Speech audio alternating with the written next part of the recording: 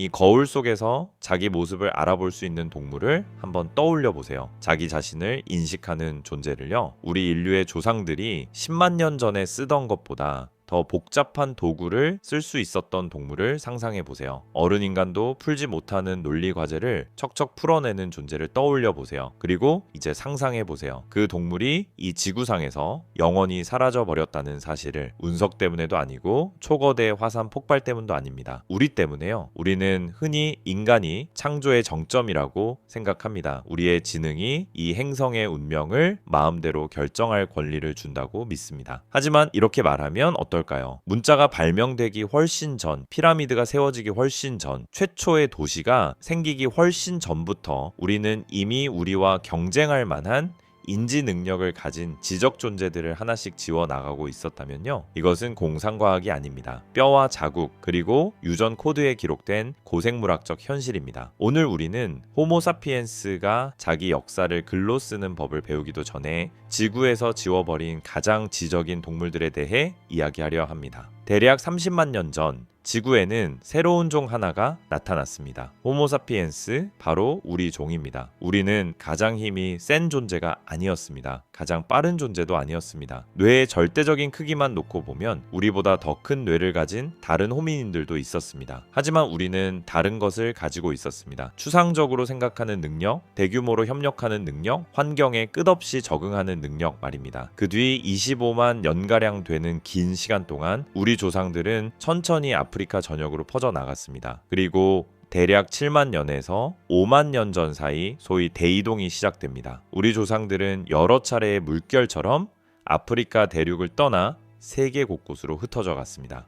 그들은 유럽에, 아시아에, 호주에 도달했고 마침내 아메리카 대륙까지 이르게 됩니다. 각 대륙은 저마다 독특한 거대 동물들을 품고 있었습니다. 거대한 초식 동물들, 강력한 포식자들, 그리고 오늘 이야기의 핵심인 존재들, 복잡한 사회를 이루고 살며 우리가 이제서야 겨우 이해하기 시작한 고도의 인지 능력을 가진 동물들 말입니다. 그 다음에 일어난 일을 고생물학자들은 플라이스토세 대멸종 혹은 대형 동물 붕괴라고 부릅니다. 지질학적으로 보면 아주 짧은 대략 5만 년에서 1만 년 전 사이에 기간 동안 대형 포유류 178종가량이 사라졌습니다. 지구 전체 대형 포유류의 절반이 넘는 비율입니다. 수십 년 동안 학자들은 원인을 두고 논쟁해 왔습니다. 기후변화 때문인가? 운석 충돌인가? 치명적인 질병 때문인가? 하지만 연구가 쌓일수록 그림은 점점 더 선명해졌습니다. 멸종의 시간표가 인간의 도착과 거의 완벽하게 겹친다는 사실이 드러난 것입니다. 호주에서는 대형 동물들이 대략 4만 5천 년 전 사라졌습니다. 바로 그 무렵 첫 인간 집단이 그곳에 도착했습니다. 북아메리카의 대규모 멸종은 대략 13,000년 전으로 날짜가 맞춰집니다. 이 시기는 소위 클로비스 문화가 등장한 때와 거의 일치합니다. 단순한 우연일까요? 그럴 가능성은 매우 낮아 보입니다. 오늘 우리는 단순한 멸종 이야기를 하려는 것이 아닙니다.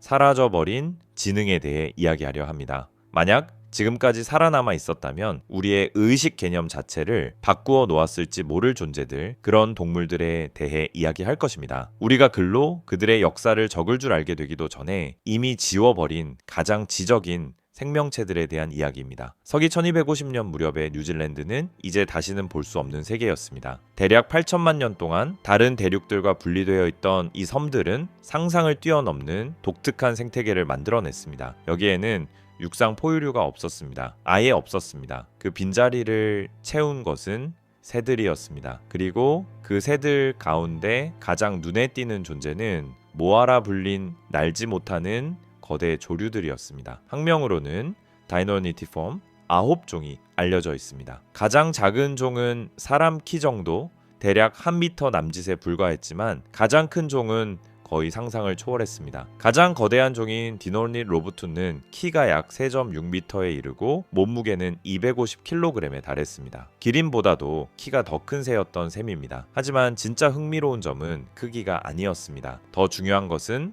누가 이 거인들을 사냥했느냐였습니다. 히에라 에툰 모우레이, 소위 하스트 독수리는 지금까지 존재했던 모든 독수리 가운데 가장 거대한 종이었습니다. 날개 길이는 최대 3m, 몸무게는 약 15kg, 급강하 시 속도는 시속 80km를 넘었습니다. 이 새 발톱은 호랑이의 그것과 맞먹을 정도로 컸고 한번 내리찍는 힘으로 성체 모아의 두개골을 깨뜨릴 수 있었습니다. 하지만 이 생태계의 진짜 천재는 남부 너도밤 나무와 포도카르푸스 숲의 그늘에 숨어 있었습니다. 노퍽 섬의 거대 앵무새 네스톨 프로둑투스, 그리고 그 가까운 친척인 네스톨 메리디오나릿, 오늘날에도 뉴질랜드 남섬 산악지대에 사는 케아라는 종입니다. 이 앵무새들은 오늘날 신경과학자들을 놀라게 할 만큼 뛰어난 지능을 가지고 있었습니다. 연구에 따르면 케아의 인지 능력은 대략 4살짜리 인간 아이와 비슷한 수준으로 평가됩니다. 케아는 다음과 같은 일을 해낼 수 있습니다. 여러 단계로 이루어진 기계식 퍼즐을 풀어내고 목표를 이루기 위해 도구를 순차적으로 사용하고 원인과 결과의 관계를 이해하고 보상을 얻기 위해 서로 협력하며 심지어 확률이라는 추상적 개념까지 어느 정도 이해하는 모습을 보입니다. 2017년 오클랜드 대학 연구팀은 흥미로운 실험을 진행했습니다. 케아는 통 안에 서로 다른 비율로 들어있는 색깔 토큰들을 보고 어느 통에서 무작위로 뽑는 편이 더 유리한지를 선택해냈습니다. 이들은 통에 들어있는 토큰의 구성 비율을 바탕으로 어디에서 뽑을 확률이 더 좋은지를 추론했습니다. 이 수준의 확률 이해는 침팬지에게서조차 뚜렷하게 관찰되지 않았던 능력이었습니다. 이들의 사회 구조는 더 놀라웠습니다. 케아는 복잡한 집단을 이루어 살면서도 분명한 위계와 동시에 유연한 관계망을 유지했습니다. 놀이 행동도 매우 활발했습니다. 단순히 기술을 연습하기 위한 놀이만이 아니라 그냥 즐기기 위한 놀이로 보이는 행동이 자주 관찰됩니다. 이는 높은 수준의 지능을 가진 동물에게서 나타나는 전형적인 특징입니다. 이미 사라져버린 네스톨 프로둑투스 역시 두개골 형태와 가장 가까운 현생 친척종을 분석한 결과에 따르면 케아와 비슷하거나 그 이상일 수도 있는 인지 능력을 가지고 있었던 것으로 추정됩니다. 화석뼈에는 부리가 반복적으로 강하게 사용된 흔적이 남아 있습니다. 이는 부리를 이용해 다양한 물체를 조작했다는 뜻이며 복잡한 도구 사용 행동이 있었을 가능성을 보여줍니다. 대략 서기 1250년에서 1300년 사이 첫 마오리인들이 뉴질랜드에 도착했을 때 그들이 마주친 곳은 육상 포유류 포식자가 없는 낙원이었습니다. 모아는 그 전까지 땅 위를 달려다니는 포식자를 본 적이 없었습니다. 그래서 사람을 보고도 도망칠 줄 몰랐습니다. 100년도 차에 되지 않는 짧은 시간 안에 9종의 모아는 전부 사라졌습니다. 모아가 사라지자 하스트 독수리 역시 함께 사라졌습니다. 더 이상 사냥할 대형 먹잇감이 남지 않았기 때문입니다. 거대 앵무새 네스톨 프로둑투스는 조금 더 오래 버텼지만 결국 18세기에 이르러 유럽인들이 본격적으로 이 지역에 들어오면서 역사에서 사라졌습니다. 지구에서 가장 똑똑한 새들 가운데 하나가 후손 하나 남기지 못하고 완전히 사라져버린 것입니다. 그들의 인지 능력, 독특한 행동 양식, 앞으로 어떻게 더 진화했을지도 모를 잠재력까지 이 모든 것은 사냥을 하던 인간들에 의해 지워졌습니다.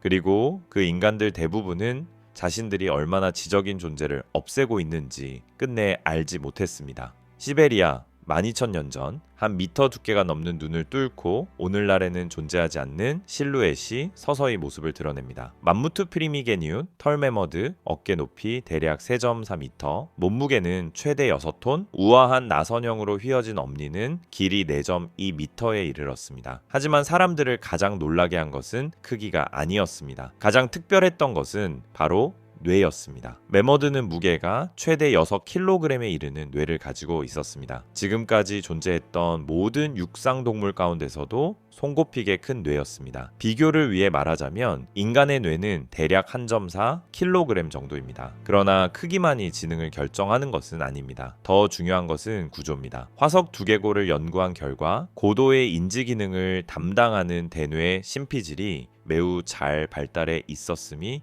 드러났습니다. 기억을 담당하는 해마는 전체 뇌 크기에 비해 비정상적으로 크게 발달해 있었습니다. 현존하는 매머드의 가장 가까운 친척인 코끼리들은 이미 연구자들을 놀라게 할 정도의 인지 능력을 보여줍니다. 그들은 거울 속의 자신을 알아봅니다. 이 테스트를 통과하는 동물은 인간, 대형 유인원, 돌고래, 까치 정도에 불과합니다. 그들은 도구를 사용합니다. 그들은 공감을 드러내고 죽은 개체를 애도합니다. 그들은 세대를 넘어 전해지는 문화적 기억을 가지고 있습니다. 2016년 케냐에서 진행된 연구에서 한 암컷 코끼리가 가뭄 속에서 자신의 무리를 한 샘으로 이끄는 모습이 기록되었습니다. 그 샘은 무려 30년 동안 사용되지 않았던 곳이었습니다. 무리 가운데 그 위치를 기억하고 있던 개체는 그 암컷 하나뿐이었습니다. 그녀는 30년 동안 지리 정보를 보존했고 결정적인 순간에 그 지식을 활용한 것입니다. 매머드는 모든 증거를 종합할 때 이보다 더 발달된 능력을 갖추고 있었던 것으로 보입니다. 2015년에 이루어진 유전 분석은 매머드에게 인간의 언어 기능과 관련된 것으로 알려진 FOXP 유전자의 독특한 변이가 존재했음을 보여주었습니다. 이것이 곧 매머드가 말을 했다는 뜻은 아닙니다. 하지만 그들의 발성 의사소통 체계가 현생 코끼리보다 훨씬 복잡했을 가능성을 강하게 시사합니다. 그들의 사회생활 역시 극도로 복잡했습니다. 무리는 나이 많은 암컷, 즉 마트리아크가 이끌었습니다. 그녀가 이동 경로, 물 웅덩이 선택, 위협에 대한 대응 방식을 결정했습니다. 젊은 암컷들은 어디서 먹이를 찾는지뿐 아니라 어떻게 행동해야 하는지, 어떻게 새끼를 돌보는지, 어떻게 협력해야 하는지를 나이 많은 암컷들에게서 배웠습니다. 고고학 자료는 매머드가 일종의 묘지를 만들었음을 시사합니다. 나이 들고 병든 개체들이 스스로 찾아가 죽음을 맞는 장소들입니다. 이것은 신비주의가 아니라 철저한 생존 전략입니다. 죽음을 앞둔 매머드가 무리에 남아있으면 이동 속도가 느려지고 전체 집단이 위험에 처하게 됩니다. 자신의 죽음을 어느 정도 인식하고 무리를 위해 스스로 떨어져 나가는 선택을 내린다는 것은 극히 높은 수준의 지능을 보여주는 행동입니다. 시베리아 곳곳에서 발견된 매머드 뼈의 대량 집적지는 뼈들이 마치 가지런히 놓인 것처럼 보입니다. 일부 연구자들은 젊은 개체들이 이 장소들로 다시 찾아왔을 가능성을 제기합니다. 애도의 형태였을 수도 있고 어쩌면 매우 원시적인 의뢰 행동이었을 수도 있습니다. 호모사피엔스가 약 45,000년 전 유라시아 전역으로 퍼져나갔을 때 그들은 진화의 절정기에 있던 매머드와 마주쳤습니다.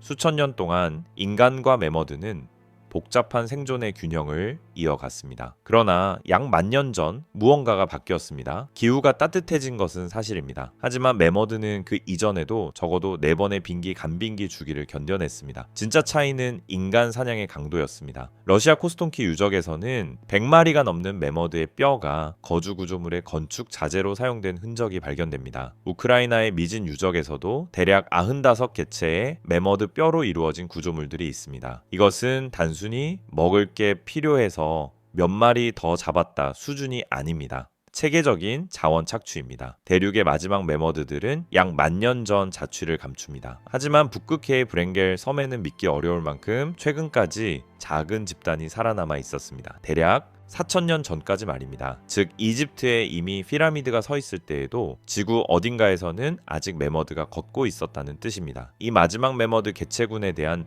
유전적 분석은 심각한 근친 교배와 유전적 다양성 상실의 흔적을 보여줍니다. 개체 수가 너무 적어 멸종은 시간 문제였던 것입니다. 매머드가 사라지면서 수천 년에 걸쳐 축적된 문화적 기억이 함께 사라졌습니다.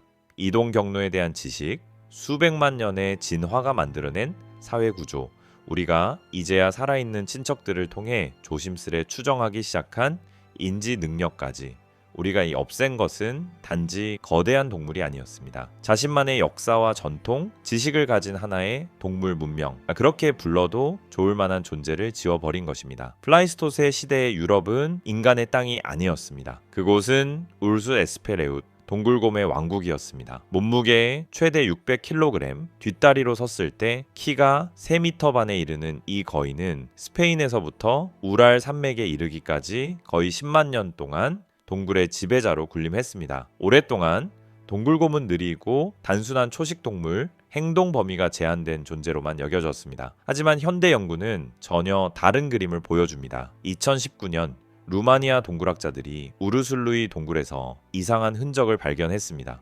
처음에는 단순한 발톱 자국처럼 보였습니다. 그러나 그 자국들은 아무렇게나 긁힌 흔적이 아니었습니다.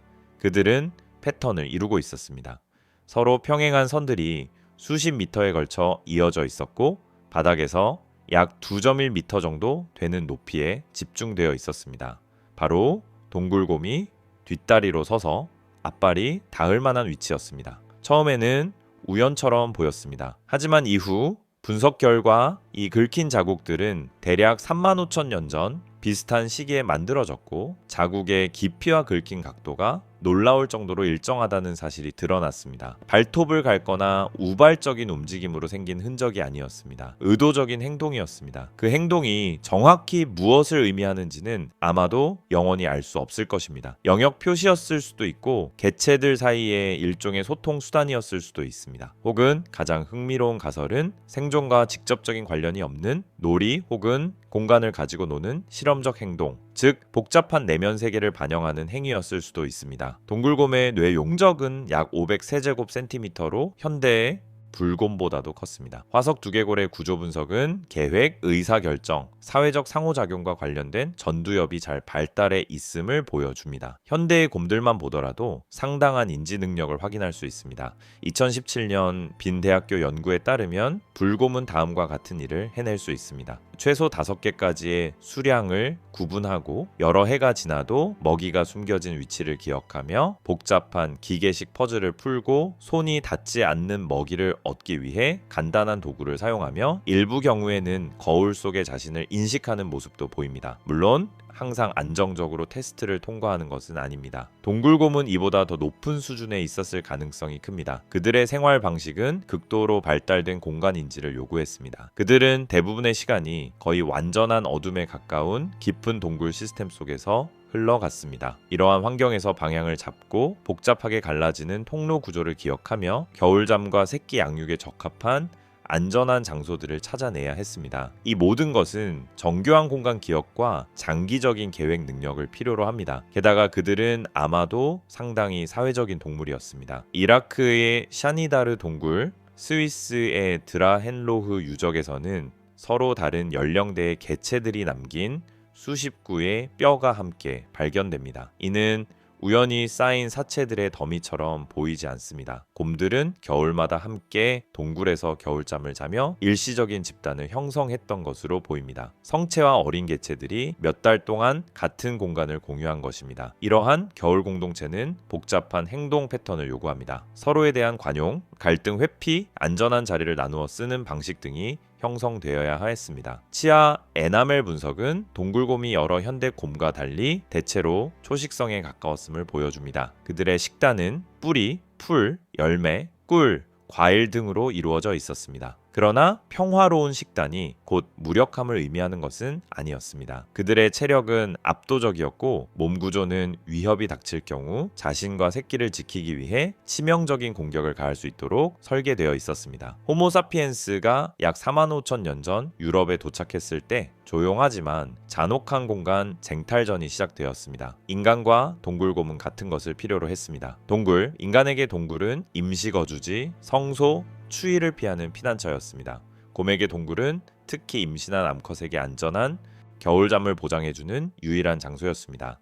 프랑스 쇼베의 동굴 유적은 이 공존의 드라마를 보여줍니다. 여기서 발견된 동굴 벽화는 대략 32,000년 전의 것으로 가장 오래된 동굴 예술 가운데 하나입니다. 바닥에는 대략 26,000년 전으로 추정되는 맨발 아이의 발자국이 남아 있습니다. 그 옆에는 거대한 동굴곰 발자국이 찍혀 있습니다. 이 동선들은 동일한 구간에서 서로 교차합니다. 연구자들은 다음과 같은 장면을 상상합니다. 한 아이가 횃불을 들고 동굴을 걸어갑니다. 불빛이 벽에 그림자를 그리며 흔들립니다. 몇 시간 혹은 며칠 뒤 동일한 통로를 거대한 곰이 따라갑니다. 자신의 겨울 보금자리로 돌아가기 위해서입니다. 둘이 마주쳤는지 그 순간에 무슨 일이 일어났는지는 우리는 영원히 알 수 없습니다. 하지만 결말은 알고 있습니다. 약 24,000년 전부터 동굴곰 개체 수는 급격히 감소하기 시작합니다. 유럽 전역에서 수백 구의 뼈를 방사성 탄소 연대에 측정한 결과 한 가지 경향이 뚜렷하게 드러났습니다. 어떤 지역에 인간이 많아질수록 그 지역의 동굴곰은 더 빨리 사라졌다는 것입니다. 일부 연구자는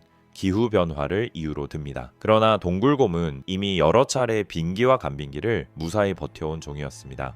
기후는 이전에도 수차례 바뀌었습니다. 하지만 그때마다 종은 살아남았습니다. 진짜 새로운 힘은 인간이었습니다. 인간은 단지 곰고기와 지방, 모피를 얻기 위해 사냥했을 뿐만 아니라 동굴을 자신들의 거주지와 성소로 만들면서 곰을 그곳에서 체계적으로 밀어냈습니다. 안전한 겨울 은신처를 잃은 임신한 암컷들은 번식에 치명적인 타격을 입었습니다. 한 번의 겨울 안전한 동굴 없이 지낸 한 세대는 엄청난 새끼의 손실을 의미했습니다. 집단은 해마다 더 작아졌습니다. 오스트리아에서 발견된 율수 에스페레웃의 마지막 확실한 뼈들은 대략 24,000년 전 것으로 확인됩니다. 어쩌면 격리된 산악지대 어딘가에서 조금 더 오래 버틴 집단이 있었을지도 모릅니다. 하지만 아직 고고학적 증거는 없습니다. 그들과 함께 어둠과 추위에 대한 특수한 적응 능력이 사라졌습니다. 우리가 이해하기 시작하던 사회 구조가 사라졌고 동굴이라는 특수한 환경 속에서 대형 잡식성 포유류의 지능이 어떻게 전개될 수 있었는지 살펴볼 수 있는 기회도 함께 사라졌습니다. 동굴 벽에 남은 긁힌 자국만이 남았습니다. 우리가 완전히 이해하기도 전에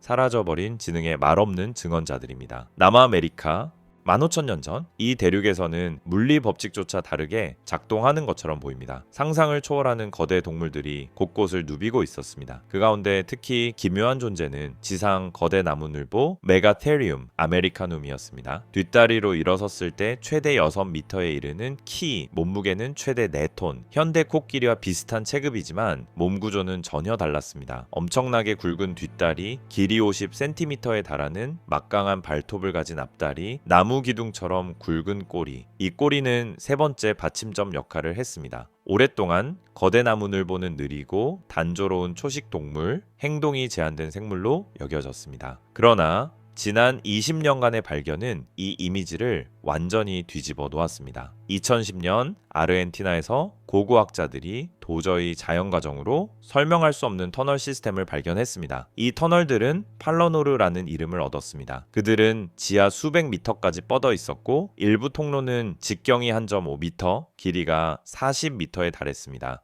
가장 큰 것은 너비가 거의 4m, 길이가 100m를 넘었습니다. 터널 벽에는 믿기 힘든 것이 남아 있었습니다. 깊게 패인 평행한 홈들, 규칙적인 강역으로 늘어선 세 줄의 선이 통로 전체를 따라 이어져 있었습니다. 이것은 발톱 자국이었습니다. 거대 나무늘보가 자신들의 앞발로 이 터널을 파낸 것입니다. 라플라타 대학교의 지질학자 프랑크 주카렐로는 정밀 분석을 수행했습니다. 그 결과 이 터널들은 우연히 파인 굴이 아니었습니다. 그들은 치밀한 구조를 가지고 있었습니다. 주요 통로, 옆으로 갈라지는 지선, 방처럼 보이는 넓은 공간들, 일부 시스템은 600세제곱미터에 이르는 흙이 파내졌음을 보여줍니다. 단 한 마리의 나무늘보가 이런 규모의 굴을 파려면 몇 년 동안 쉬지 않고 일을 해야 했을 것입니다. 그러나 자국을 분석해보니 각각의 터널에는 여러 세대의 개체가 번갈아가며 오랜 시간 동안 작업한 흔적이 남아 있었습니다. 이는 지식의 전달을 의미합니다. 계획을 의미합니다. 지능을 의미합니다. 그렇다면 왜 이런 일을 했을까요? 가장 그럴듯한 설명은 포식자와 극단적인 기후로부터의 피난처라는 것입니다. 하지만 이 구조들은 단순한 숨는 장소 이상입니다. 이들은 고도의 공학적 구조물입니다. 이를 만들기 위해선 다음과 같은 능력이 필요합니다. 토양 구조에 대한 이해, 통로, 배치에 대한 공간적 계획 능력, 여러 개체가 함께 작업하기 위한 행동의 조정, 어린 개체들에게 굴 파는 기술을 전수하는 사회적 메커니즘, 메가테리움의 화석 2개꼴을 분석해보면 초식 동물치고는 비정상적으로 큰 뇌를 가지고 있었음을 알 수 있습니다. 두개강 내부를 본뜬 뇌 주형, 즉 엔도크라니알 캐스트는 현대 포유류에서 복잡한 문제 해결과 사회적 상호작용을 담당하는 전두엽이 잘 발달해 있음을 보여줍니다. 가장 흥미로운 발견은 2018년 브라질에서 이루어졌습니다. 어린 메가테리움의 골격에서 앞다리에 심각한 골절이 발견되었습니다. 뼈는 두 곳에서 부러졌고 그럼에도 불구하고 변형 없이 잘 붙어 있었습니다. 이 정도의 부상은 대형 초식 동물에게 사실상 사형 선고와 같습니다. 먹이를 제대로 먹을 수 없고 자신을 지킬 수 없으며 제대로 움직이기도 힘들기 때문입니다. 그럼에도 이 개체는 살아남았습니다. 뼈는 거의 완벽하게 회복되었습니다. 논리적인 설명은 하나뿐입니다. 그에게 다른 개체들이 돌봄을 제공했다는 것입니다. 먹이를 가져다주고 포식자로부터 지켜준 것입니다. 이것은 단순한 본능이 아닙니다. 안정된 사회적 유대 위에 서 있는 이타적 행동입니다. 복잡한 사회를 가진 존재에게서만 볼 수 있는 특징입니다. 오늘날 나무 위에 사는 작은 나무늘보, 즉 그들의 먼 친척들 역시 놀라운 인지 능력을 보여줍니다. 2021년 연구에 따르면 나무늘보는 좋아하는 먹이를 주는 나무의 위치를 수년 동안 기억할 수 있습니다.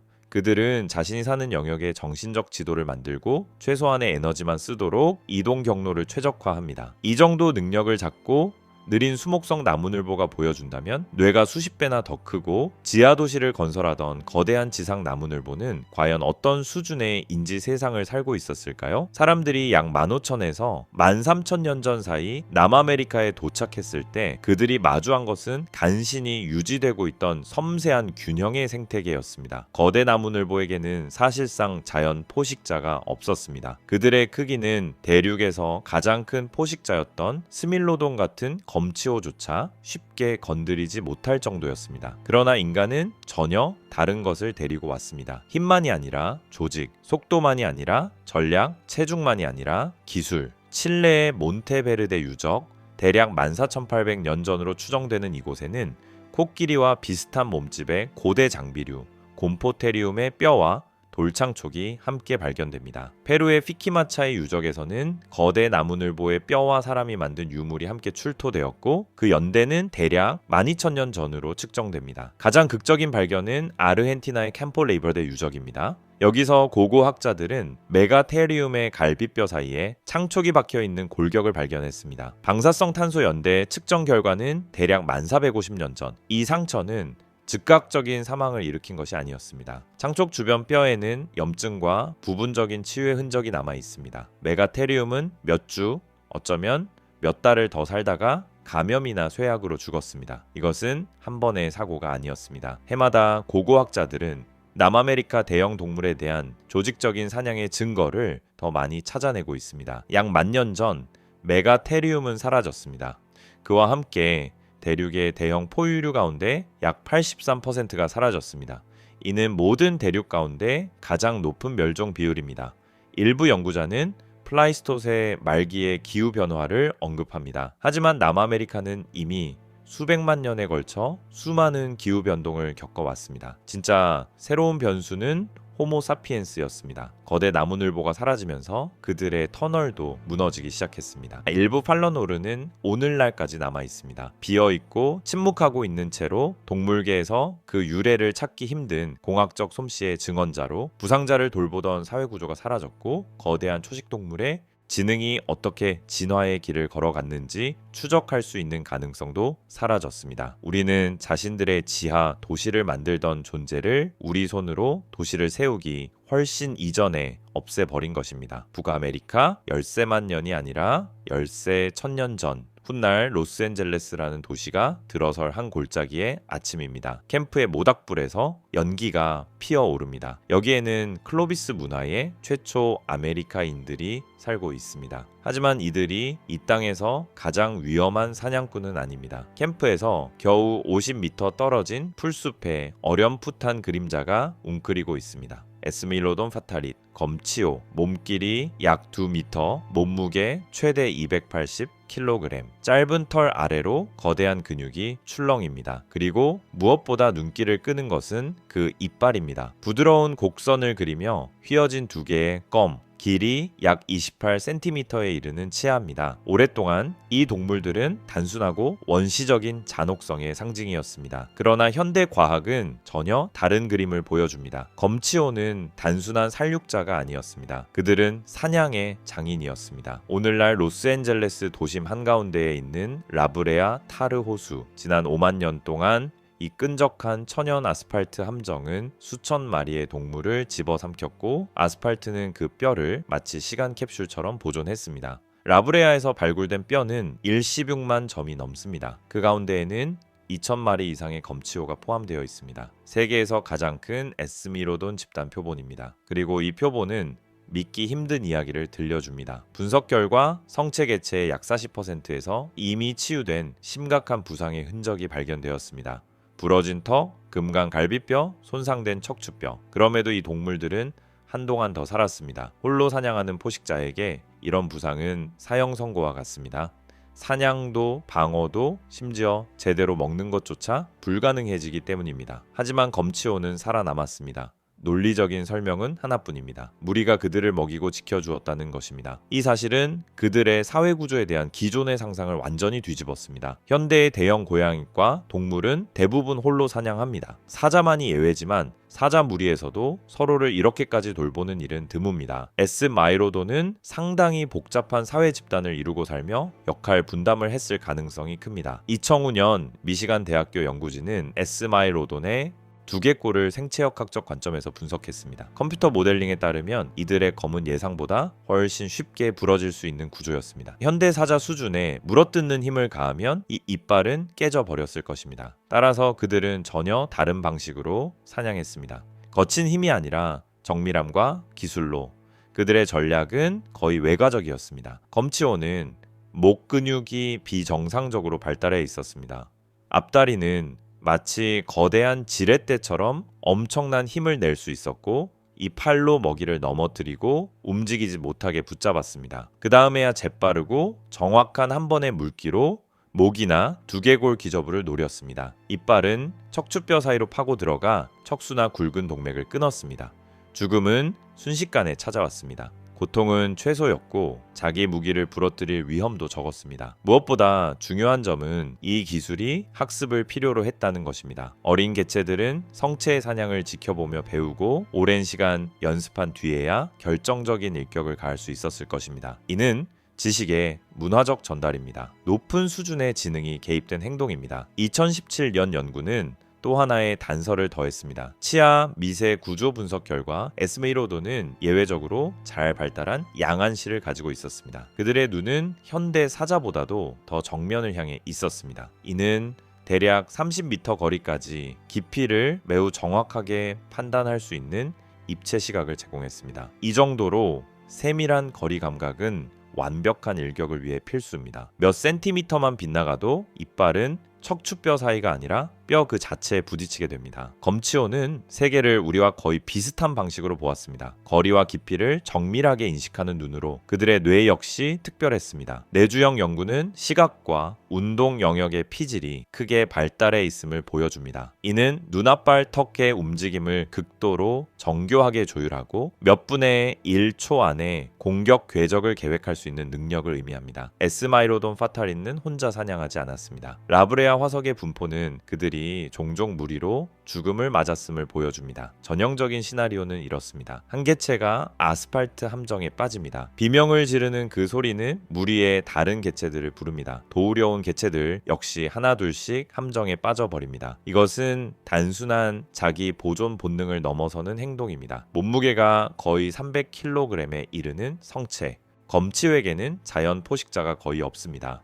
다른 개체를 위해 목숨을 걸어야 할 생물학적 필요성은 거의 없는 셈입니다. 그럼에도 그들은 위험을 감수했습니다. 라브레아에서는 그들이 사냥하던 먹잇감의 뼈도 발견됩니다.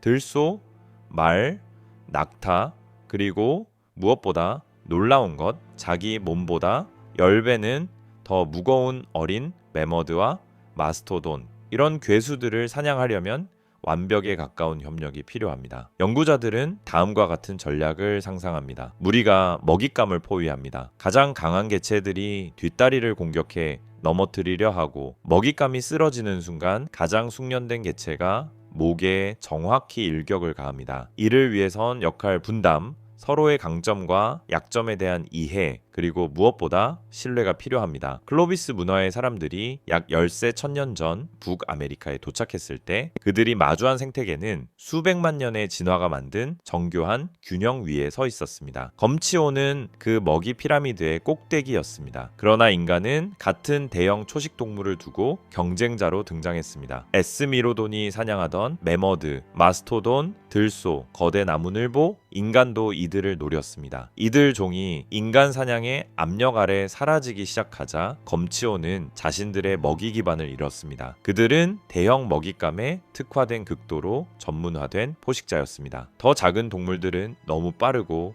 너무 작아서 그들의 사냥 기술과 어울리지 않았습니다. 방사성 탄소 연대 측정에 따르면 북아메리카의 마지막 검치호는 대략 10,000년 전 사라졌습니다. 대륙의 대부분 대형 동물이 멸종한 바로 그 시기입니다. 라브레아에는 특히 비극적인 한 골격이 있습니다. 대략 11,000년 전으로 추정되는 어린 암컷 에스미로돈의 뼈입니다. 그녀의 치해에는 아동기 만성 영양 부족의 흔적인 에나멜 결함이 남아 있습니다. 뼈는 영양 결핍으로 인한 구루병의 징후를 보여줍니다. 그녀는 약 5해를 살다가 심한 쇠약 속에서 죽었습니다. 이것은 한 개체의 비극에 그치지 않습니다. 먹잇감이 점점 줄어드는 세계에서 성장한 한 세대의 초상입니다. 세계가 그들이 적응할 수 있는 속도보다 더 빨리 바뀌어버린 시대, 스미로돈이 사라지면서 수백만 년에 걸쳐 다듬어진 사냥의 예술이 함께 사라졌습니다. 상호부조와 협력을 기반으로 한 사회 구조도 사라졌습니다. 특수한 포식자의 지능이 얼마나 멀리까지 나아갈 수 있었는지 지켜볼 가능성도 사라졌습니다. 그들의 검은이제 박물관,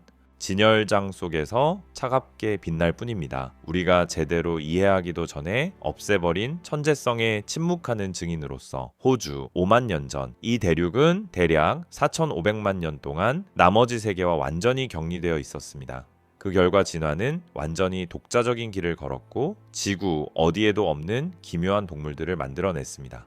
피로첩토돈 고리아, 거대한 단두 캥거루, 키는 약 2.7m까지, 몸무게는 최대 240kg에 이르렀습니다. 뒷다리 하나가 사람 몸 길이보다 길었고 납작한 얼굴에 눈은 앞을 향해 붙어 있어 일반적인 초식 동물이라기보다는 영장류에 더 가까운 인상을 줬습니다. 이것은 단순히 크게 확대된 보통 캥거루가 아니었습니다. 마치 근육과 뼈가 어디까지 가능할 수 있는지 시험해 보는 것 같은 진정한 생체, 역학적 경이였습니다. 현대의 캥거루는 두 뒷다리를 동시에 튀어 오르게 해서 이동합니다. 하지만 프로첩토돈에게 그런 방식은 너무 과도한 부담이 됐을 것입니다. 뼈의 형태를 분석한 결과 이 거대 캥거루는 주로 한쪽 다리로 점프하며 좌우를 번갈아 사용했던 것으로 보입니다. 마치 사람이 달리듯이, 하지만 한 걸음이 길이 3m에 이르는 점프였던 셈입니다. 2014년 뉴사우스 웨일스 대학교에서 진행한 생체 역학 모델링은 놀라운 결과를 보여주었습니다. 이런 방식으로 움직이기 위해서는 프로첩토돈이 극도로 발달한 평형 감각과 정교한 공간 지각 능력을 가져야 했습니다. 각 점프는 실시간으로 수행되는 복잡한 계산이었습니다. 발을 떼는 각도, 밀어 올리는 힘, 지면의 요철을 보정하는 방식까지 모든 요소를 고려해 시속 40km로 한 다리로 달리는 것과 같은 움직임을 만들어냈던 것입니다.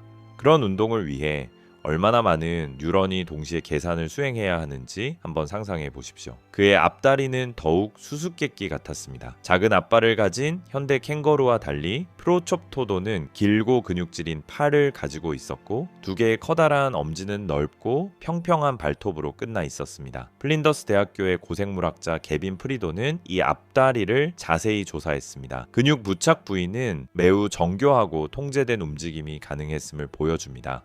이것은 단지 나뭇가지를 끌어당기는 갈고리가 아니었습니다. 말 그대로 조작 도구에 가까운 구조였습니다. 2018년 남호주의 나이라크티 동굴에서는 아주 특이한 화석이 발견되었습니다. 굳어버린 지표면에 퓨로첩토돈의 앞발 자국이 남아 있었는데 그 발이 어떤 원통형 물체를 잡고 있는 모습이었습니다. 그 옆에는 돌돌 말린 유칼립투스 나무 껍질 조각이 흩어져 있었습니다. 장면을 재구성한 결과 이 동물은 나무 껍질을 일종의 용기처럼 사용했던 것으로 보입니다. 아마 물을 담았거나 곤충을 모으는 데 썼을 가능성이 큽니다. 이는 거대 캥거루가 도구를 사용했다는 첫 번째 직접적 증거였습니다. 현대의 캥거루도 이미 우리를 놀라게 합니다. 2020년에 발표된 연구에 따르면 그들은 사람에게 의도적으로 도움을 요청하는 행동을 합니다. 캥거루가 먹이가 든 상자를 열지 못하면 그는 사람을 쳐다보고 다시 상자를 보고 다시 사람을 바라봅니다. 이것은 명백한 도와달라는 신호입니다. 이런 행동은 개, 말, 일부 영장류처럼 극히 소수의 동물에서만 관찰되며 상대가 나보다 더 많은 능력과 지식을 가지고 있다는 추상적 이해를 필요로 합니다. 즉 소위 마음이론의 요소, 높은 수준의 지능을 보여주는 징후입니다. 더 큰 뇌와 더 복잡한 앞다리를 가진 피로첩토돈은 이보다 더 높은 인지 능력을 가지고 있었을 가능성이 큽니다. 그의 눈은 앞을 향해 있어 일종의 양안시를 제공했습니다. 초식 동물에게는 드문 특성입니다. 이런 시각 구조는 대개 포식자나 앞다리로 정밀한 작업을 수행하는 동물에게 필요합니다. 프로첩토돈의 치아 구조는 고도로 특화된 식단을 시사합니다. 그는 반사막 지대의 질긴 식물을 먹었습니다. 소금기가 많은 관목, 아카시아, 단단한 유칼립투스 잎 같은 것들입니다. 턱뼈는 놀라울 정도로 강력해서 대부분의 현대 초식동물의 치아를 부러뜨릴 만한 재료도 문제없이 갈아 으깰 수 있었습니다. 사회적 측면도 매우 중요한 단서를 제공합니다. 남호주의 칼라본나 호수 유적에서는 피로첩토돈을 포함해 60여 개체가 넘는 거대 동물의 골격이 함께 모여있는 모습이 발견되었습니다. 이들은 모두 가뭄으로 호수가 말라버렸을 때 한꺼번에 죽은 것으로 보입니다. 중요한 것은 죽음 자체가 아니라 그들이 함께 그곳에 도달했다는 사실입니다. 이는 우연히 쌓인 뼈더미가 아니라 마지막 물을 찾아 몰려든 거대 동물 무리의 최후를 보여주는 장면입니다. 그렇다면 그들은 어떻게 그곳을 알았을까요?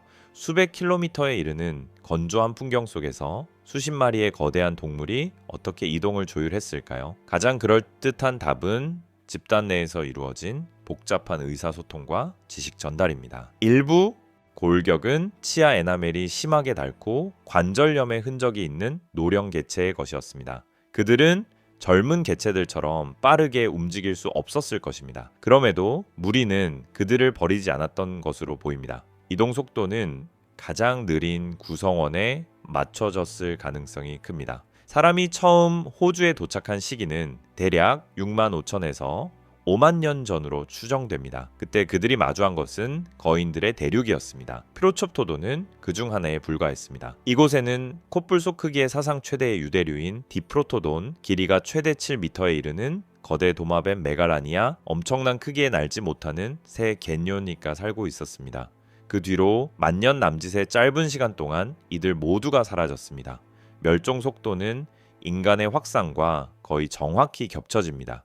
2016년 네이처 커뮤니케이션스에 실린 연구는 호주 대형 동물 화석에 대한 3,000건이 넘는 방사성 탄소 연대를 분석했습니다.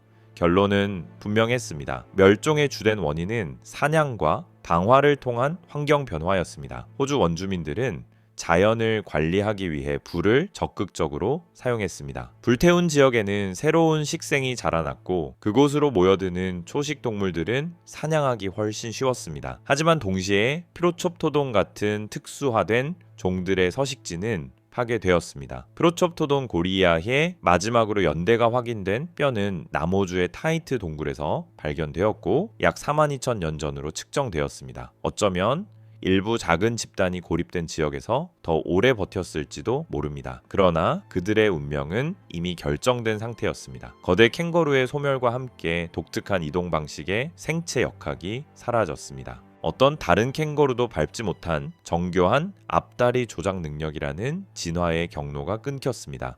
대형 초식 유대류에서 지능이 어떻게 발달해 갈 수 있었는지 추적할 기회도 함께 사라졌습니다. 오늘날 호주의 박물관들에는 피로첩토돈의 골격이 전시되어 있습니다. 영원한 점프 자세로 굳어버린 채 다시는 끝나지 않을 점프. 우리가 그것도 대부분 자각하지 못한 채 그들을 떠밀어 넣은 없음 속으로의 점프입니다. 유라시아 4만 년 전 초원지대가 스페인에서 베링 지협까지 끝없이 이어져 있습니다. 이 초원의 예는 현대 세계가 이미 잃어버린 최상위 포식자가 군림하고 있었습니다. 판테라, 에스펠레아, 동굴사자, 지금까지 존재했던 고양이과 동물 가운데 가장 거대한 종이었습니다. 꼬리를 제외한 몸길이는 최대 2.5m, 어깨 높이는 약 1.4m, 몸무게는 최대 400kg에 이르렀습니다. 이는 가장 큰 현대 사자보다 약 4분의 1 정도 더 무거운 체급입니다. 하지만 이 동물에서 가장 흥미로운 것은 크기가 아니었습니다. 수십 년 동안 동굴사자는 호랑이처럼 혼자 사냥하는 포식자로 여겨졌습니다. 그들의 골격은 대개 개별적으로 발견되었고 집단 생활의 직접적 흔적은 거의 없었기 때문입니다. 그러나 2015년 이 그림은 서서히 바뀌기 시작했습니다. 시베리아 영구 동토층 세미랴그 강 인근에서 믿기 힘든 표본 하나가 발견되었습니다. 대략 57,000년 전에 죽은 동굴사자 새끼였습니다. 추위는 이 개체를 놀라울 정도로 잘 보존해 주었습니다. 근육과 가죽, 털은 물론 심지어 수염까지 남아 있었습니다. 야쿠티아 과학 아카데미와 스웨덴 연구진이 이 새끼를 상세히 분석한 결과는 충격적이었습니다. 윗속에서는 스스로는 절대 잡을 수 없는 먹잇감의 흔적이 발견되었습니다. 부분적으로 소화된 성체 들소의 살점이었습니다. 누군가 이 새끼를 먹이고 있었습니다. 제대로 씹은 먹이를 가져다 주며 보살피고 있었던 것입니다. 이후 발견들은 이 사례가 예외가 아님을 보여주었습니다.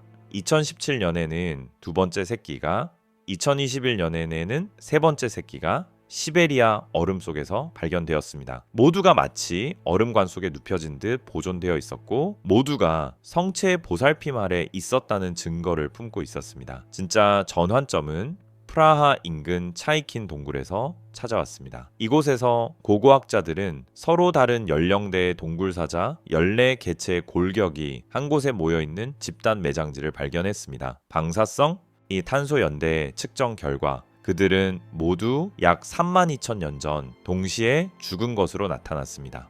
카를 대학교의 마르티나 나버바가 이 골격들을 정밀 분석한 결과 놀라운 그림이 펼쳐졌습니다. 뼈는 4마리의 성체 암컷, 2마리의 성체 수컷, 5마리의 청소년기 개체, 3마리의 새끼에 속한 것이었습니다. 이 구조는 현대 사자의 프라이드와 거의 완벽하게 일치합니다. 이것은 한 가지 핵심 가정을 뒤집습니다. 지금까지 사회성이 높은 대형 고양이과는 현대 사자뿐이라고 여겨졌습니다. 호랑이, 제규어, 표범은 모두 홀로 사냥하고 홀로 생활합니다. 그렇다면 왜 동굴사자는 전혀 다른 길을 택했을까요? 답은 그들의 먹잇감에 있습니다. 플라이스토세 시대 유라시아 초원은 거대한 초식동물들의 고향이었습니다. 매머드, 털코뿔소, 뿔의 너비가 3.7m에 이르는 거대 사슴 메갈로체롯, 몸무게가 거의 1톤에 달하는 초원들소, 바이손 프리쿠스 등이 살고 있었습니다. 이런 거인들을 혼자서 사냥하는 것은 거의 불가능에 가깝습니다. 정교한 협력, 역할 분담, 명확한 전술이 필요합니다. 현대 사자들도 큰 먹잇감을 사냥할 때는 무리로 움직이며 포위를 시도합니다. 하지만 이들조차 성체 코끼리를 공격하는 일은 매우 드뭅니다. 반면 동굴 사자에게 대형 초식 동물은 선택적 사치가 아니라 빙하기 환경에서 살아남기 위한 필수 조건이었습니다. 프랑스 숍의 동굴 벽화는 이 사냥 전략을 생생하게 보여줍니다. 약 32,000년 전으로 추정되는 이 그림에는 여러 마리 사자가 거대 사슴을 포위하고 있는 장면이 그려져 있습니다. 묘사의 디테일은 놀라울 정도입니다. 이렇게 그리려면 단지 멀리서 본 것이 아니라 거의 팔을 뻗으면 닿을 정도의 거리에서 장면을 지켜보았어야 합니다. 더 중요한 것은 그림 속에 전술이 드러나 있다는 점입니다. 일부 사자는 정면에서 공격하며 먹잇감의 시선을 끌고 다른 사자들은 뒤로 돌아 뒷다리의 힘줄 부위를 정확히 노리고 있습니다. 이것은 단순한 직감이 아니라 경험과 반복을 통해 만들어진 전략입니다. 동굴사자의 두개골을 연구한 결과 또 하나의 놀라운 사실이 밝혀졌습니다. 체중 대비 뇌 용적이 현대 사자보다 대략 15%가량 컸던 것입니다. 특히 전두엽이 발달해 있었는데 이 부위는 계획 수립, 결정 내리기, 사회적 상호작용과 밀접히 관련된 영역입니다. 2019년 유전학자들은 시베리아 표본에서 동굴사자의 DNA를 추출하고 염기서열을 해독하는 데 성공했습니다. 현대 사자와의 비교는 또 하나의 놀라운 차이를 드러냈습니다. 동굴사자는 인간의 언어 기능과 관련된 것으로 유명한 FOXP 유전자의 독특한 변이를 가지고 있었던 것입니다. 이는 그들이 말을 했다는 뜻은 아니지만 현대 사자보다 훨씬 더 복잡하고 유연한 음성 의사소통 체계를 갖추었을 가능성을 강하게 시사합니다. 오늘날 사자는 프라이드 내부 소통을 위해 적어도 9가지 이상의 서로 다른 소리를 사용합니다. 그들의 포효는 최대 8km 떨어진 곳에서도 들릴 수 있으며 떨어져 있는 무리 구성원을 서로 조율하는 역할을 합니다. 만약 동굴사자가 더 복잡한 음성 시스템을 가지고 있었다면 그들은 아마도 다음과 같은 정보들을 주고받을 수 있었을 것입니다. 이동 중인 먹잇감의 방향, 무리의 규모, 위험의 정도, 전술 변경의 필요성 등 2020년 카프카스의 쿠다로 동굴에서는 또 하나 중요한 증거가 발견되었습니다. 여기서 나온 한 동굴사자의 골격은 거의 완전히 닳아 없어진 일을 가지고 있었습니다. 이런 상태의 동물은 마지막 1년 이상 스스로 사냥하는 것이 사실상 불가능했을 것입니다. 그럼에도 그는 굶주림이나 부상으로 죽지 않고 자연사한 것으로 보입니다. 누군가 그에게 먹이를 가져다 주고 생애 끝까지 돌보았다는 의미입니다. 사냥에 더 이상 나설 수 없는 늙은 포식자를 프라이드는 버리지 않았던 것입니다. 이 정도의 돌봄은 냉정한 계산만으로는 설명하기 어렵습니다. 이는 일종의 공감, 오랜 시간 무리와 생존의 역사를 함께한 구성원에 대한 존중에 가깝습니다. 호모사피엔스가 유라시아 전역으로 퍼져나갔을 때 그들은 식물 사슬의 가장 꼭대기에 서 있던 동굴사자와 마주쳤습니다. 수천 년 동안 이 두 초췌상위 포식자는 같은 먹잇감을 두고 경쟁하며 공존해왔습니다. 고고학 자료는 복잡하고 때로는 잔혹한 관계를 보여줍니다. 어떤 유적지에서는 동굴사자 뼈에서 해체와 살점 제거의 흔적이 발견됩니다. 사람이 그들을 사냥하고 고기를 발라내고 가죽을 벗겨 사용했다는 의미입니다. 또 어떤 곳에서는 인간의 뼈에 대형 고양이과 동물의 이빨 자국이 남아 있습니다. 그곳에서는 사자가 인간을 사냥했습니다. 그러나 가장 중요한 경쟁은 동굴이나 영역이 아닌 매머드, 들소, 사슴 같은 대형 초식 동물을 둘러싸고 벌어졌습니다. 사람이 큰 동물을 하나 잡을 때마다 사자 무리가 먹을 수 있는 고기는 줄어들었습니다. 방사성 탄소 연대는 멸종의 흐름을 선명하게 보여줍니다. 서유럽에서는 동굴사자가 약 14,000년 전에 사라졌고 동유럽에서는 대략 13,000년 전에, 시베리아에서는 가장 늦게까지 버텨 약 12,000년 전까지 남아 있었던 것으로 보입니다. 이 시간표는 대형 초식 동물의 멸종 시기와 거의 정확히 겹칩니다. 매머드와 거대 들소가 사라지자 동굴 사자는 자신들의 주요 먹이 기반을 잃었습니다. 그들은 대형 먹잇감에 특화된 사냥꾼이었습니다. 작은 동물로는 이 거대한 프라이드를 부양할 수 없었습니다. 동굴 사자의 마지막 알려진 이미지는 프랑스 라스코 동굴 벽화에 남아 있습니다. 대략 17,000년 전으로 추정되는 이 그림에서 암사자는 관람자를 정면으로 바라보고 있습니다. 그 눈빛에는 묘한 감정이 담겨 있는 것처럼 보입니다. 어쩌면 단지 우리의 투영에 불과할지도 모릅니다. 하지만 이 그림을 그린 사람이 그녀를 단순한 포식자로만 보지 않았다는 느낌을 지우기란 쉽지 않습니다. 아마 그 사람은 그 안에서 이해하는 존재를 보았을지도 모릅니다. 어쩌면 어떤 품위까지 느꼈을지도 모릅니다. 동굴사자의 소멸과 함께 아마도 플라이스토세 포식자 가운데 가장 복잡했던 사회체계가 사라졌습니다. 수십만 년의 진화를 통해 다듬어진 협력 사냥 전략도 사라졌습니다. 빙하기 세계라는 가혹한 무대에서 사회적 대형 고양이과의 지능이 얼마나 멀리까지 발전할 수 있었는지 알 수 있는 기회도 함께 사라졌습니다. 그들의 포효는 더 이상 유라시아 초원을 울리지 않습니다. 남은 것은 침묵뿐, 그리고 다시는 되돌릴 수 없는 상실감뿐입니다. 남아메리카, 12,000년 전 폭스바겐 비틀 자동차만 한 크기의 동물을 떠올려 보십시오. 몸 전체가 뼈로 된 갑옷으로 덮여 있습니다. 되디추르 츠라비차우다투, 거대 글립토돈, 몸 길이는 최대 4m, 몸무게는 대략 2톤에 이르렀습니다. 등껍질은 약 5cm 두께였고 육각형 뼈판이 정교하게 맞물려 이루어져 있었는데 현대의 어떤 공학자도 복잡한 컴퓨터 모델링 없이 이와 같은 구조를 똑같이 재현하기는 어려울 정도였습니다. 그러나 가장 무서운 무기는 꼬리에 달려 있었습니다. 무게가 최대 60kg에 이르는 뼈 곤봉, 그 끝에서는 길이 45cm에 이르는 뼈 가시들이 바깥을 향해 솟아 있었습니다. 2005년에 수행된 생체 역학 분석에 따르면 이 곤봉의 일격은 대략 480줄에 이르는 에너지를 냈습니다. 이는 검치호의 두개골을 산산조각 낼 수 있는 위력입니다. 오랫동안 글립토도는 느리고 단순한 초식, 동물 지능은 낮지만 방어력만 엄청난 살아있는 탱크 정도로 여겨졌습니다. 하지만 지난 20년간의 연구는 이 이미지를 완전히 뒤엎었습니다. 2018년 요크 대학교 연구진은 갑옷 구조를 정밀 분석했습니다. 그 결과 갑옷은 하나의 단단한 껍질이 아니었습니다. 약 1000개에 이르는 작은 뼈판, 즉 오스터덤으로 이루어져 있었고 일부 구역에서는 이 판들 사이를 잇는 조직이 탄성을 제공해 약간의 유연성을 허용했습니다.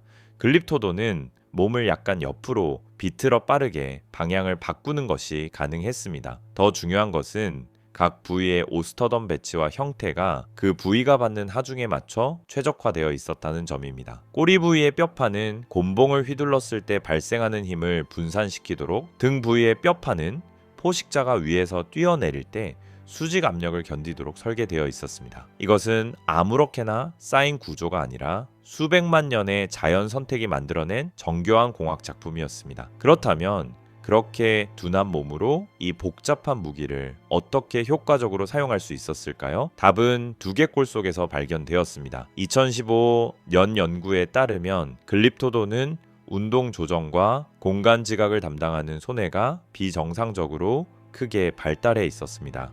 비율로 따지면 현대 어떤 종의 아르마딜로보다도 훨씬 컸습니다. 이는 움직임의 정밀도가 매우 뛰어났다는 것을 의미합니다. 글립토돈은 영양처럼 빠르게 달릴 수는 없었지만 거의 외과 수술에 가까운 정확도로 꼬리 곤봉을 휘둘러 일격을 가할 수 있었습니다. 생각해 보십시오. 그는 목표와의 거리, 상대의 이동 속도와 방향, 자신의 회전 속도를 짧은 순간에 계산해야 했습니다. 그것도 등껍질 때문에 자신의 꼬리가 거의 보이지 않는 상태에서 말입니다. 2020년 아르헨티나에서 발견된 어린 돼지추릇의 골격은 또 다른 중요한 단서를 제공했습니다. 왼쪽 몸통에 3개 오스터덤에는 완전히 아물어 있는 균열이 있었습니다. 이것은 질병이 아니라 강한 타격의 결과였습니다. 아마도 번식기 싸움이나 영역 다툼 중 다른 글립토돈의 곤봉에 얻어맞은 흔적이었을 것입니다. 핵심은 이 정도 손상은 감염으로 이어져 치명적이기 쉬웠는데도 동물이 살아남았다는 사실입니다. 분석 결과 균열 부위는 항균 단백질이 풍부한 조직으로 채워져 있었습니다. 몸은 단순히 구멍을 메우는데 그치지 않고 감염과 싸우기 위해 생화학적 수준에서 적극적으로 반응했습니다. 더욱이 회복 과정에서 해당 부위의 움직임을 제한한 흔적이 있었습니다. 동물은 손상된 쪽에 가해지는 하중을 줄이기 위해 행동 패턴을 바꾸어 갑옷이 완전히 회복될 시간을 벌어준 것입니다. 이것은 단순한 반사가 아니라 자신의 상태를 어느 정도 인식하고 행동을 조정한 결과로 보입니다. 2017년 우루과이의 아레카 델 로보 동굴에서는 더 놀라운 발견이 이루어졌습니다. 여기서 약 15,000년 전으로 추정되는 글립토돈의 활동 흔적이 발견되었습니다. 동굴벽 바닥에서 1.5m 높이에는 깊게 패인 홈들이 남아 있었는데 실험실 분석 결과 이 자국은 발톱이 아니라 갑옷이 문지른 흔적이라는 사실이 드러났습니다. 글립토돈들이 몸을 옆으로 기대 동굴벽을 문지른 것입니다. 그렇다면 왜 바로 그 높이와 위치였을까요? 생물학자들은 글립토돈이 동굴을 일종의 목욕탕처럼 사용했다는 가설을 내놓았습니다. 거친 암석에 몸을 비비는 것은 오스터덤 사이 틈에 사는 진드기나 외부 기생충을 제거하는 데 도움이 됩니다. 이는 명백한 원인과 결과의 이해를 필요로 합니다. 기생충으로 인한 가려움, 벽에 몸을 비빔, 불편함 감소, 이러한 인지적 연결고리는 아무 동물에게나 허용된 능력이 아닙니다. 현대 아르마딜로, 즉 글립토돈에 가장 가까운 현존 친척들도 놀라운 지능의 단서를 보여줍니다. 2019년 연구에 따르면 줄무늬 아르마딜로는 최대 12개의 서로 다른 먹이 장소를 기억하고 그 사이에 이동 경로를 최적화할 수 있습니다. 또한 일부 사례에서는 일종의 도구 사용 행동도 기록되었습니다. 팔이 닿지 않는 좁은 굴 속 먹이를 꺼내기 위해 막대를 이용해 파내는 모습이 관찰된 것입니다. 작은 아르마딜로가 이 정도 능력을 보여준다면 뇌가 몇 배나 더 크고 더 복잡한 갑옷과 무기를 가진 글립토돈은 어떤 인지 세계를 살고 있었을까요?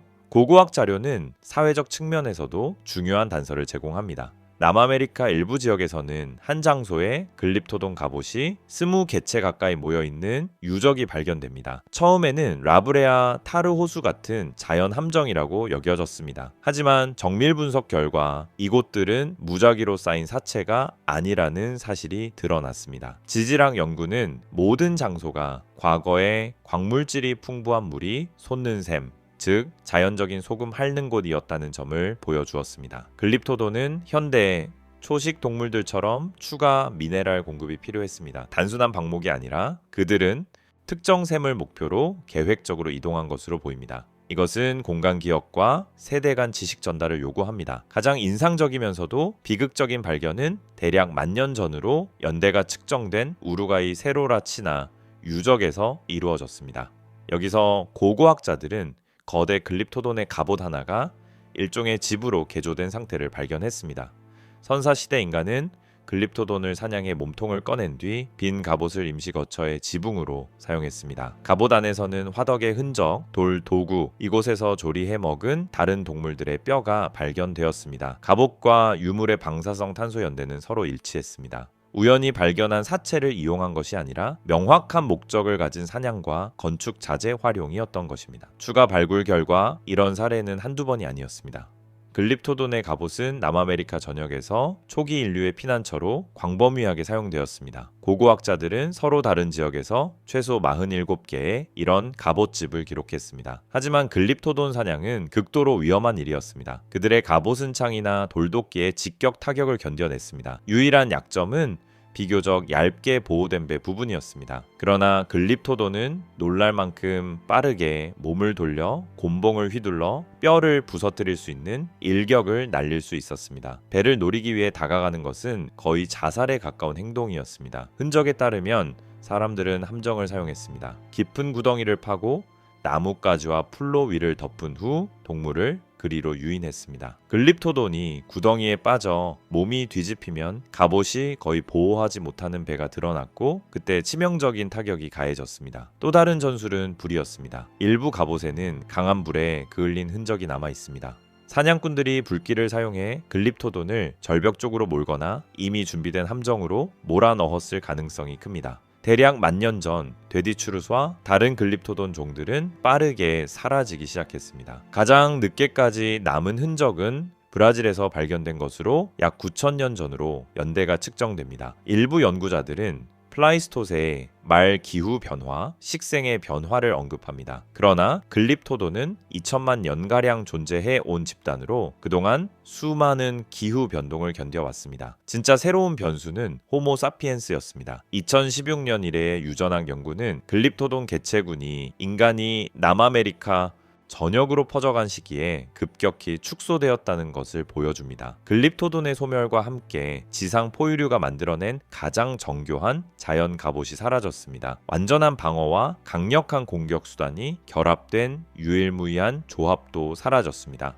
느리지만 거의 무적에 가까운 초식 동물에서 지능이 어떻게 진화할 수 있었는지 이해할 기회 역시 사라졌습니다. 그들의 갑옷은 이제 박물관 진열장에 빈 껍데기처럼 놓여 있을 뿐입니다. 한때 그 안에 살았던 정신은 사라지고 우리가 그것을 죽여 스스로의 피난처로 삼았다는 사실만이 남아 있습니다. 침묵. 모든 이야기는 결국 이 침묵으로 끝납니다. 폭발로도 한순간의 재앙으로도 끝나지 않습니다. 어느 종의 마지막 개체가 영원히 눈을 감는 바로 그 순간 천천히 내려앉는 침묵으로 끝납니다. 우리는 멸종을 아주 먼 과거의 일처럼 생각하는데 익숙합니다. 공룡, 삼엽충, 수억 년 전에 사라진 교과서 속 생물들, 인간과는 아무 상관도 없어 보이는 힘들에 의해 사라졌다고 배워온 존재들 말입니다. 하지만 이 이야기에서 우리가 말해온 일들은 그렇게 먼 과거가 아닙니다. 정말 조금만 더 일찍 인류가 문자를 발명했더라면 우리는 마지막 매머드에 대한 연대기, 마지막 동굴사자, 마지막 거대 나무늘보에 대한 기록을 책으로 읽고 있었을지도 모릅니다. 그들을 직접 본 사람들의 기록을 읽을 수 있었을지도 모릅니다. 하지만 우리는 그러지 못했습니다. 우리는 그들의 이야기를 적는 법을 배우기도 전에 먼저 그들을 사라지게 했습니다. 숫자만 놓고 보면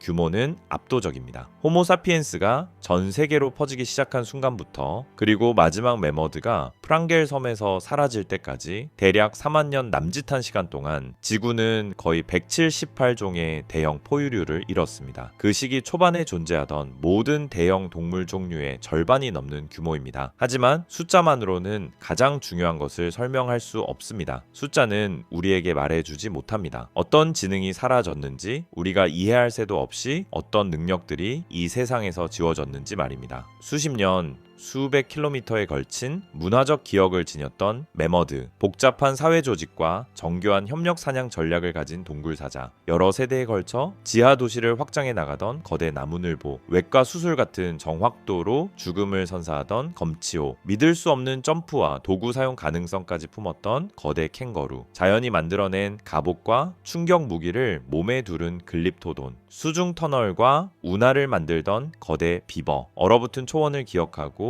그 지식을 어미에서 새끼로 전하던 털코뿔소, 이들 각각의 종은 하나의 독립된 진화 실험이었습니다. 이 세계에서 어떻게 살아남을 것인가 라는 질문에 대한 각자의 답이었습니다. 세계를 인식하고 생각하고 환경과 관계를 맺는 전혀 다른 방식이었습니다. 그리고 우리는 그 모든 것을 잃었습니다. 물론 기후변화가 아무런 역할도 하지 않았다라고 할 수는 없습니다. 플라이스토세 말기에는 기온이 상승했고 식생이 바뀌었으며 전체 생태계 구조가 크게 재편되었습니다. 하지만 이 동물들은 이미 비슷한 변화를 여러 번 겪어왔습니다. 인간이 나타나기 훨씬 전부터 빙하기와 간빙기가 여러 차례 교차했지만 그들은 살아남았습니다. 그들은 단순한 희생양이 아니라 수백만 년의 선택 속에서 단련된 생존의 달인이었습니다. 이 방정식에 새로 등장한 변수는 바로 우리였습니다. 약 13,000년 전에 북아메리카로 들어온 클로비스 문화의 사람들, 대략 5만에서 65,000년 전에 호주에 도착한 최초의 원주민들, 기껏해야 750년 전쯤 뉴질랜드에 도달한 마오리족, 각각의 거대한 인류 이동마다 그 뒤에는 멸종의 파도가 따라왔습니다. 그리고 그것은 대부분 의도적인 파괴가 아니었습니다. 우리 조상들은 생태균형이라는 말을 알지 못했습니다. 어떤 종이 영원히 사라질 수 있다는 사실도 제대로 이해하지 못했습니다. 그들은 단지 사냥을 하고 풀을 태우고 풍경을 바꾸고 자신의 아이들을 먹이고 지키기 위해 싸웠을 뿐입니다. 하지만 모른다고 해서 결과가 사라지지는 않습니다. 가장 큰 비극은 우리가 그들의 가치를 깨닫기 훨씬 전에 그들을 없애버렸다는 사실입니다. 우리가 그들을 단순한 짐승이 아니라 복잡한 행동과 기억, 문화를 지닌 존재로 보기 전에, 우리와 전혀 다른 모습의 지능도 분명한 지능이라는 것을 깨닫기 전에 말입니다. 상상해 보십시오. 매머드가 지금까지 살아남았다면 수십 년, 수백 킬로미터에 걸쳐 물길과 이동 경로를 기억하는 동물을 오늘날의 과학이 직접 연구할 수 있었다면 우리의 기억 연구, 신경과학, 기억 관련 질환에 대한 이해는 어떻게 달라졌을까요? 또 상상해 보십시오. 동굴사자가 아직도 차가운 초원에 살고 있다면 우리는 대형 포식자의 사회성이 어떻게 진화하는지, 개체의 생존과 집단의 이익이 어떤 균형을 이루는지 훨씬 더 깊이 이해할 수 있었을지도 모릅니다. 거대 나무늘보가 지금도 땅속의 터널을 파고 있다면 우리는 개미집과 비버댐만이 아니라 초대형 동물들이 만든 지하 도시를 보며 동물 세계의 공학을 전혀 다르게 바라봤을 것입니다. 하지만 그런 만약은 존재하지 않습니다. 그 대신 우리에게 남은 것은 텅 빈 자리들입니다.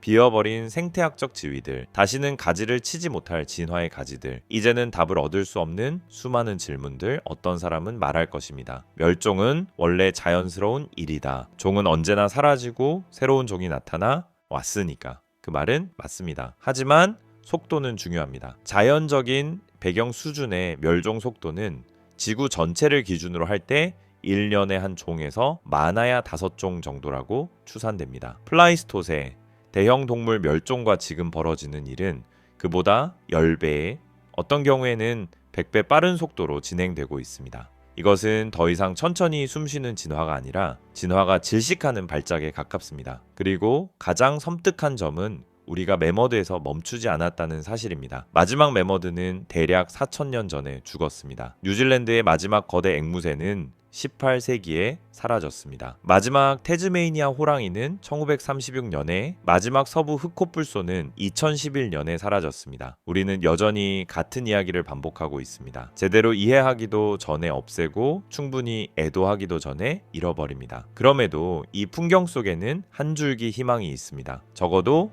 오늘날 우리는 문제가 존재한다는 사실을 알고 있습니다. 우리는 보호구역과 국립공원을 만들었습니다. 개체수 보전과 복원을 위한 프로그램들을 설계했습니다. 남아있는 것들을 지키기 위한 시도를 시작했습니다. 일부는 한 걸음 더 나아가 영멸종, 즉 유전학을 이용해 사라진 종을 되살리려는 시도까지 말하고 있습니다. 털매머드 부활 프로젝트, 뼈와 박물관 표본에서 추출한 DNA를 이용해 유전적 다양성을 되돌리려는 시도들, 어쩌면 그중 몇 가지는 정말로 성공할지도 모릅니다. 어쩌면 우리의 증손주들은 툰드라를 다시 거니는 크고 털 많은 코끼리 같은 동물을 직접 보게 될지도 모릅니다. 하지만 그것들은 더 이상 우리가 잃어버린 그 진짜 매머드가 아닙니다. 그것들은 우리가 만든 존재, 우리가 우리에게 맞게 바꿔놓은 세계 속에서 살아가는 생명체가 될 것입니다. 수백만 년의 걸친 문화적 기억을 지닌 존재가 아니라 우리 손으로 설계한 생물학 프로젝트일 것입니다. 느리고 긴 진화의 결과가 아니라 실험실의 산물입니다. 진짜 매머드들 세대를 거쳐 전해진 이동 경로, 사회적 전통, 혈통의 기억을 지녔던 그 존재들은 영원히 사라졌습니다. 비극의 가장 깊은 지점은 여기에 있습니다. 우리는 단지 동물의 몸만 잃은 것이 아닙니다. 그들의 행동 속에 새겨져 있던 지식, 각 습관 속에 응축되어 있던 생존의 역사 전체를 잃었습니다. 이 세계에서 지성을 가진 차에 산다는 것이 얼마나 다양한 모습일 수 있는지 보여주던 완전히 다른 형태의 지혜들을 잃었습니다. 각 종은 진화가 수백만 년에 걸쳐 써 내려간 한 권의 책과도 같습니다. 어떻게 살고 어떻게 적응하고 어떻게 느끼고 생각할 수 있는지를 이야기해주는 책. 우리는 그 책들의 대부분을 표지도 읽어보지 못한 채 불태워 버렸습니다. 남은 것은 박물관 속 화석, 동굴 벽의 그림, 영구 동토층 속 뼈들 뿐입니다. 문자가 생기기 전에 우리가 없애버린 가장 똑똑한 동물들에게서 남은 것은 이것이 전부입니다. 그것들은 의식과 사고, 지성이라는 개념 자체를 더 깊이 이해할 수 있게 해주었을지도 모를 지능의 벙거리 증인들입니다. 하지만 가장 두려운 질문은 과거가 아니라 미래를 향합니다. 우리가 글자를 배우기 전에 태워버린 책이 이미 이렇게 많다면 앞으로 우리는 몇 권을 더 태울까요? 우리가 다양한 지성의 형태를 진심으로 이해하기 전에 또 얼마나 많은 똑똑한 존재들을 사라지게 할까요? 여전히 수십 년 동안 물 웅덩이의 위치를 기억하는 코끼리, 복잡한 도구를 만들고 세대 간 지식을 전승하는 까마귀, 우리의 상식을 뒤흔드는 분산된 뇌를 가진 문어, 저마다의 언어와 방언, 문화적 전통을 지닌 돌고래들, 그들 모두는 이미 지금 이 순간에도 위협받고 있습니다. 우리가 방향을 바꾸지 않는다면 그들 역시 매머드와 동굴사자의 길을 따라갈 수 있습니다. 어쩌면 수천 년 뒤 인류가 여전히 존재하고 지금보다 조금 더 현명해진다면 우리 후손들은 지금의 박물관을 바라보며 우리가 매머드 뼈를 볼 때와 비슷한 감정을 느낄지도 모릅니다. 놀라움과 슬픔과 도대체 어떻게 이걸 보지 못할 수 있었지? 라는 질문과 함께 그들은 아마도 우리의 생존 기술보다 우리의 도덕성을 더 많이 연구할 것입니다. 기술은 있었지만 지혜는 부족했던 종, 행성을 바꿀 힘은 있었지만 결과를 이해하는 능력은 부족했던 종의 멸종을 공부하게 될지도 모릅니다. 혹은 가장 큰 희망은 이것입니다. 그들이 우리를 간신히 방향을 바꾼 세대로 기억하게 되는 경우입니다. 멈추지 않는 멸종 행진을 처음으로 멈춰 세운 세대, 자기 종의 지능만이 아니라 모든 생명과 모든 지성의 다양성을 소중히 여기는 법을 배운 세대, 선택은 여전히 우리에게 달려 있습니다. 매머드는 더 이상 툰드라에서 울부짖지 않습니다. 동굴사자는 초원을 달리지 않습니다. 거대 나무늘보는 더 이상 땅을 파고 새로운 터널을 만들지 않습니다. 하지만 그들의 이야기는 우리 이야기의 일부입니다. 그들의 비극은 우리를 향한 경고입니다. 지금 우리가 그들을 위해 할 수 있는 유일한 일은 기억하는 것입니다. 우리가 잃어버린 지성을 기억하는 것, 우리가 스스로 파괴해버린 가능성을 기억하는 것. 이제는 우리 말고는 아무도 묻지 않을 질문들을 끝까지 붙들고 있는 것. 그리고 기억한 뒤에는 다르게 행동하는 것입니다. 파괴가 아니라 보전을 선택하고 외면이 아니라 연구를 택하고 지배가 아니라 공존을 시도하는 것. 왜냐하면 다음에 사라질 마지막 개체가 지적인 종이라면은 그 종이 우리 자신일 수도 있기 때문입니다. 그때는 우리의 이야기를 적어줄 존재조차 남지 않을 것입니다. 마지막 절규가 사라진 뒤의 침묵, 정말로 우리를 두렵게 하는 것은 바로 그것입니다. 사라지는 그 순간 자체가 아니라 그 뒤에 남는 텅 빈 공백, 더 이상 질문이 없는 세계, 더 이상 살아남기 위한 새로운 해법을 시도하는 존재가 없는 세계, 진화라는 실험이 자연스러운 결말에 이르기도 전에 중단된 세계, 우리는 진짜 매머드를 다시 데려오지 못합니다. 동굴사자, 거대 나무늘보, 털코뿔소를 되살릴 수도 없습니다. 하지만 아직 우리 곁에 살아있는 이들을 지킬 수는 있습니다. 그리고 그렇게 해야만 합니다. 이미 잃어버린 이들을 향한 우리의 빚이자 아직 숨 쉬고 있는 존재들을 향한 우리의 책임이며, 지성의 다양성이 한 종에 의해 지워지는 것이 아니라 여러 목소리가 어우러진 심포니처럼 울려 퍼지는 미래를 위한 유일한 희망이기 때문입니다. 문자가 생기기 전에 우리가 없애버린 가장 똑똑한 동물들의 이야기는 상실의 이야기입니다. 그러나 동시에 깨달음의 이야기이기도 합니다. 행성의 얼굴을 바꾸는 법을 배운 종이 마침내 이해하게 되는 순간에 대한 이야기. 책임 없는 힘은